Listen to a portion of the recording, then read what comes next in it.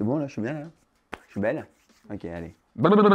Salut à tous et bienvenue dans une nouvelle vidéo tuto, une vidéo dans laquelle aujourd'hui, je vais vous donner des conseils si vous les souhaitez, mais surtout des conseils de choses à ne pas faire avec votre installation home cinéma, surtout si vous venez de vous faire plaisir avec une nouvelle installation home cinéma en 4K en Atmos ou quoi. Enfin bref, on va voir ça tout de suite, mais avant de démarrer, évidemment, vous le savez, générique.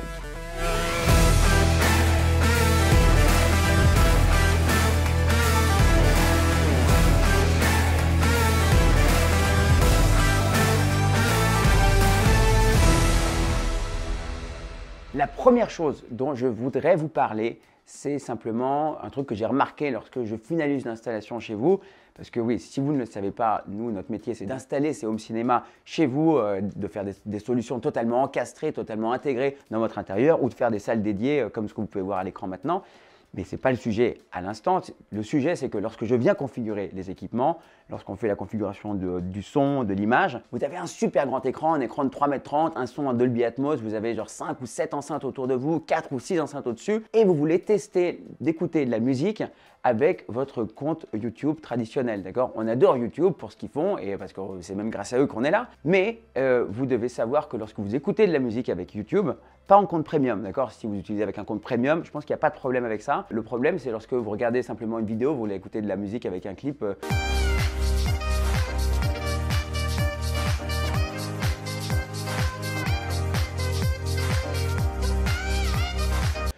Pour le diffuser sur votre système audio, vous allez avoir un son qui est extrêmement compressé, d'accord? Donc vous allez perdre vraiment beaucoup de dynamique et vous aurez un son qui ne sera pas du tout quali, quoi, d'accord? Et vous n'avez pas besoin d'être spécialiste pour entendre la différence. Et à chaque fois que je vous ai montré la différence entre le son qui sortait de YouTube et un compte Spotify ou un compte Deezer ou un compte Apple Music, vous avez toujours entendu la différence et vous entendrez tous toujours la différence. Donc si vous avez une belle installation home cinéma, que vous avez fait un système, que vous avez dépensé beaucoup d'argent pour beaucoup de temps pour faire votre installation, ne gâchez pas votre installation en vous privant d'un compte premium Apple Music ou Spotify ou Deezer parce que vous en profiterez vraiment grandement sur votre installation. Voilà, donc ça c'est mon premier conseil. S'il vous plaît, n'écoutez pas de la musique avec YouTube sur votre système home cinéma. La deuxième chose à ne pas faire avec votre home cinéma, c'est un truc tout simple. Beaucoup d'entre vous le savez déjà, mais vous êtes aussi nombreux à même pas être au courant, et c'est pas grave, qu'il y a plusieurs types de comptes qui existent chez Netflix, d'accord? Quand vous venez de faire votre installation en 4K, en Atmos, et que vous avez, là aussi, vous avez plein d'enceintes au plafond qui sont totalement intégrées, ou une salle dédiée qui est fabuleuse, eh bien, vous voulez avoir la meilleure qualité de son et d'image possible sur votre home cinéma. Et pour avoir ça, eh bien, évidemment, ça fait plus de débit à diffuser pour avoir du contenu en 4K et du Dolby Atmos. Et donc, typiquement, Netflix va vous facturer un peu plus cher. Ça va vous coûter, je crois, environ 3 € de plus par mois pour avoir accès à ce compte en 4K et en Atmos. D'accord? Vous avez aussi le Dolby Vision qui va avec. Et tous ces formats-là, vous en profiterez vraiment avec votre home cinéma et c'est pour ça que ce serait vraiment dommage de vous priver de la qualité d'image et de son que vous pouvez obtenir avec ce compte premium qui coûte quelques euros de plus mais qui là vraiment prend tout son sens. D'accord? Donc deuxième chose s'il vous plaît à ne pas faire et regardez tout de suite sur votre compte si vous avez bien un compte Netflix en 4K et pas seulement en HD. Voilà, donc regardez tout de suite et voilà, si c'est quelque chose que vous avez découvert, dites-le moi en commentaire, ça me fera plaisir si vous me dites que j'ai pu vous améliorer la qualité de l'image et du son. La troisième chose à ne pas faire, c'est quelque chose qui ne concerne pas forcément les générations les plus jeunes parce que nous, on est dans le domaine du dématérialisé tout le temps. Moi, je suis juste entre les deux. D'accord? J'ai acheté à une époque beaucoup de DVD et vous êtes nombreux à avoir des grandes collections de DVD. Et je sais que vous y tenez et je sais que vous voulez pouvoir en profiter. Mais la vérité, c'est que honnêtement, vous ne pouvez plus en faire grand-chose. Donc, il faut se faire une raison. Vous pouvez les regarder, évidemment, mais une fois que vous aurez goûté à la qualité d'image que vous avez avec un Blu-ray, et d'autant plus avec un Blu-ray en 4K, vous ne reviendrez pas en arrière, d'accord? L'idée, c'est que surtout, lorsque vous avez un très grand écran, un écran de 3,30 m, nous, la plupart des écrans qu'on installe, ils font 3,30 m, 3,60 m ou 4 m de base, eh bien, cette taille d'écran absolument gigantesque, eh bien, va étirer un format, un fichier d'image qui est extrêmement faible, d'accord? C'est très petit comme format d'image, le DVD. Et donc, c'est quelque chose que vous voulez éviter sur votre grand écran. Vous pouvez peut-être le mettre sur la télé, même là, l'image ne sera pas top, mais sur un grand écran, laissez tomber, d'accord? Donc, je suis désolé de vous l'apprendre. Je n'ai pas de solution. Vous avez Il y a des solutions qui existent quand même, ce sont des scalers, mais ça va améliorer l'image, mais vous n'aurez jamais un rendu qui sera vraiment fantastique. Et d'autant plus, là aussi, tout est relatif, c'est-à-dire que une fois que vous avez goûté à une qualité d'image vraiment top, eh ben, vous allez avoir beaucoup de difficultés. Rien que quand vous allez voir un menu en DVD, tout est flou, d'accord? Donc voilà, troisième conseil, s'il vous plaît, et n'essayez pas de regarder vos DVD sur votre home cinéma. Faites l'investissement de prendre un compte Netflix ou un compte Disney+, ou un compte Apple+, enfin, ou Amazon Prime. Tout ça, ce sont des choses qui existent, qui ne coûtent plus tellement cher et vous avez tellement de contenu disponible et avec lesquels vous pouvez vous faire plaisir. Et vous trouverez sûrement, d'ailleurs, ces mêmes films que vous aviez en DVD, mais en meilleure qualité, sur le compte de vidéo à la demande comme Netflix ou Amazon Prime. D'accord? Donc voilà, troisième conseil, n'utilisez pas vos DVD pour votre home cinéma. La quatrième chose dont je souhaiterais vous parler, d'une chose que, s'il vous plaît, ne faites pas avec votre home cinéma, ben ça va se rapprocher à ce qu'on a dit déjà juste avant, c'est de vouloir écouter de la musique en Bluetooth sur votre système home cinéma. Donc d'autant plus si vous avez une belle installation, vous avez fait de gros efforts en temps, en argent pour avoir cette belle installation en 4K, en Atmos, en DTS:X et que vous voulez balancer du son en Bluetooth dessus. Il faut savoir que le Bluetooth va avoir une compression, va compresser le signal sonore. Et là aussi, c'est quelque chose que vous pouvez entendre. Alors évidemment, certains d'entre vous vont me dire que oui, il existe notamment un truc qui s'appelle le Bluetooth aptX.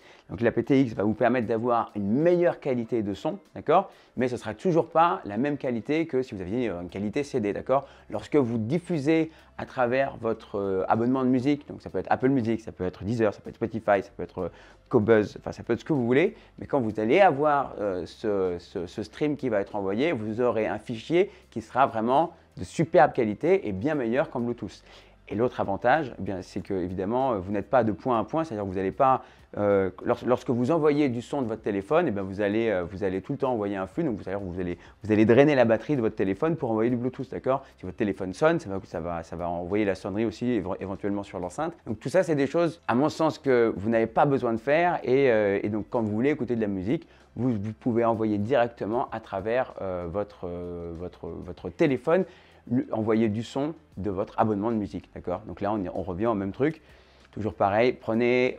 Alors je sais, certains d'entre vous ne veulent pas avoir un abonnement de musique, mais maintenant, voilà, ça coûte entre 5 et 10 euros par mois. Vous allez avoir un truc, une qualité fabuleuse. Si c'est un truc qui vous tient à cœur, faites l'investissement, ça vous servira et vous prendrez beaucoup plus de plaisir à utiliser votre installation, d'accord? C'est toujours pareil, regardez l'investissement que vous avez fait pour avoir votre installation et la limitation que vous fixez par rapport à une technologie ou une autre parce que vous voulez l'utiliser. Voilà. Donc le Bluetooth fonctionne, mais ce n'est pas la bonne manière pour envoyer du son sur votre système si vous pouvez faire autrement. Voilà. Cinquième et dernière chose que je souhaiterais vous demander, là c'est juste un effort que vous pourriez faire si vous ne le faites pas déjà, c'est de regarder vos films en VO. What? English, motherfucker! Do you speak it? Yes! Je sais que c'est un truc qui est difficile pour beaucoup d'entre nous parce que malheureusement, on a eu la malchance d'avoir d'excellents doubleurs en France et d'avoir des contenus qui sont hyper bien doublés globalement et ça fait des années que c'est comme ça.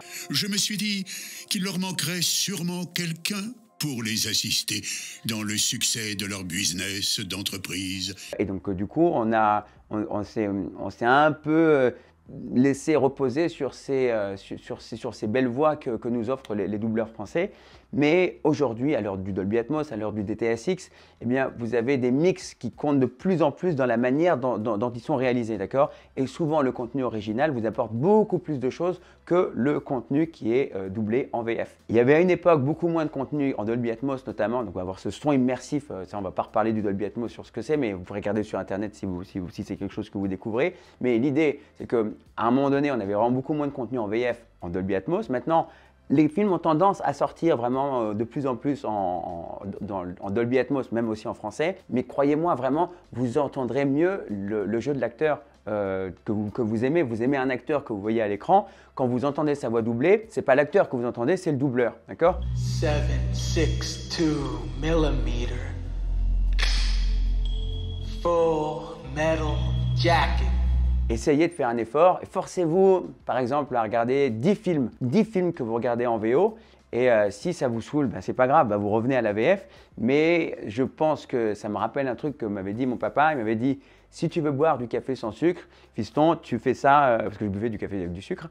Il m'a dit, fais un effort, bois 5 cafés sans sucre et tu vas faire 5 fois un effort et au bout de la 5e fois, ça deviendra totalement naturel, d'accord? Donc moi, je vous demande, faites ça 10 fois, vous regardez 10 fois un film, pas le même, mais vous regardez 10 films différents en VO et regardez si ça ne vous a pas permis de passer de l'autre côté parce que vous profiterez vraiment mieux du contenu original. Voilà, donc c'était mon dernier conseil, ma dernière demande ou la chose à ne pas faire si vous pouvez l'éviter dans cette série. Merci beaucoup d'être resté avec moi jusqu'au bout de cette vidéo. Si ces conseils, ces choses à ne pas faire vous ont été utiles, si vous avez découvert des choses, dites-le moi, laissez-moi des messages en commentaire. Je serai heureux de les lire et de vous répondre. Et évidemment, si ça vous a apporté quelque chose, likez cette vidéo et abonnez-vous. Comme ça, on se retrouve la semaine prochaine avec une nouvelle idée lumineuse. Voilà, maintenant prenez soin de vous et à la semaine prochaine.